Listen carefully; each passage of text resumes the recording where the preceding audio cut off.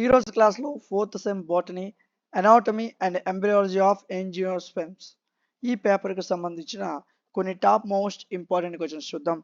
రేపు ఎగ్జామ్ అంటే ఈ రోజు ఈ క్వశ్చన్స్ చూసినా మీరు ఈజీగా పాస్ అయిపోవచ్చండి. సో చాలా సింపుల్ షార్ట్ కట్లో ఉంటుంది. ఓకే, సో యూనిట్ వైజ్గా ఫస్ట్ యూనిట్లో మీరు బాగా చదవాల్సిన 2 క్వశ్చన్స్ ఇవి.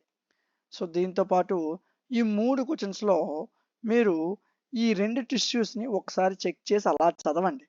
ఓకే, సో ఈ 2 నుంచి లాంగ్ ఆన్సర్ వస్తుంది, ఈ రెండిట్లో ఏదో ఒకటి షార్ట్ కంపల్సరీ వస్తుంది మీకు. రెండో యూనిట్ చూద్దాం.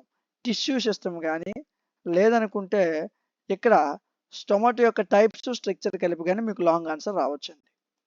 ఓకే, సో రిమైనింగ్ క్వశ్చన్స్ కూడా మీరు చదవండి. సో రిమైనింగ్ చదవద్దని కాదు, అవి చదవండి. యూనిట్ 3 టాప్ కంపల్సరీ క్వశ్చన్స్ నేను చెప్తున్నాను, సో ఖచ్చితంగా అవి చదవాలి. నెక్స్ట్ యాంజియోస్పెర్మ్స్లో మేల్ గ్యామెటోఫైట్ గురించి అడుగుతాడు, సో అది ఖచ్చితంగా మీరు చదవాలి. ఆ తర్వాత మీకు షార్ట్ ఆన్సర్లో పోలిన్ జర్మినేషన్ గురించి ఒకటి చదవండి. సో ఈ ట్రాన్స్ఫర్ స్ట్రక్చర్, యాంత్ర యొక్క ట్రాన్స్ఫర్ స్ట్రక్చర్ అడుగుతాడు.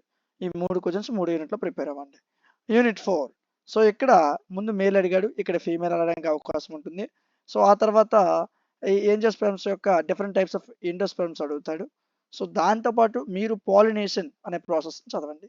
సో మీ అదృష్టం బాగుంటే యాంజియోస్పెర్మ్స్ యొక్క ఫెర్టిలైజేషన్ షార్ట్ ఆన్సర్కి రావడానికి అవకాశం ఉంటుంది. లాస్ట్ యూనిట్ నాన్న, సో డైకాట్ ఎంబ్రియో, సో దీని యొక్క డెవలప్మెంటు, అదేవిధంగా మోనోకాట్స్ ఎంబ్రియో యొక్క డెవలప్మెంటు. సో ఈ రెండిట్లో ఏదో ఒకటి మీకు ఎగ్జామ్లో ఇవ్వడానికి అవకాశం ఉంటుంది. ఓకే, సో దీంతో పాటు డైకాట్ సీడ్ యొక్క స్ట్రక్చర్, ఈ 3 చదవండి సరిపోతుంది. సో వీటికి సంబంధించిన పీడిఎఫ్స్ని మీకు యాప్లో డిఎంటీ లాజిక్స్ అనే యాప్లో ప్రొవైడ్ చేయడం జరిగింది.